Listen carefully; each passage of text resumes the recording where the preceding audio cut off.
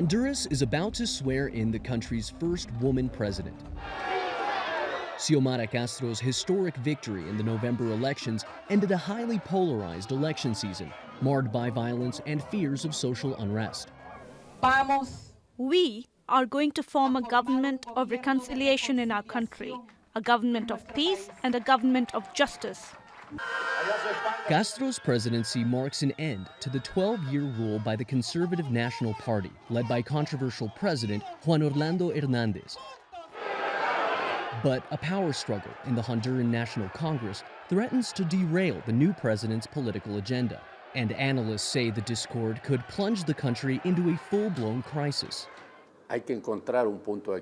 We have to find a balance in order to avoid this fire from spreading.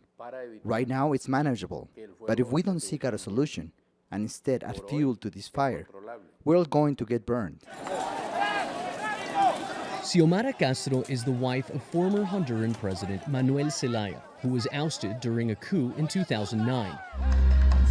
As a presidential candidate, Castro promised to restore democratic institutions and root out corrupt government officials.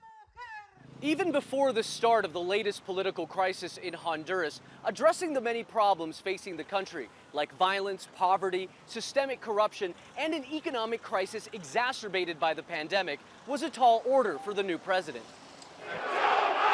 Now, with a growing rift in the Honduran legislature, the international community is calling for a dialogue. But average citizens say what they want is for the government to simply do its job.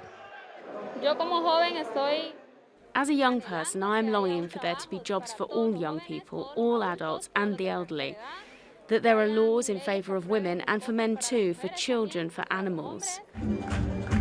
The incoming administration of Xiomara Castro is seen by many as an opportunity to turn the page on more than a decade of scandal and political turmoil.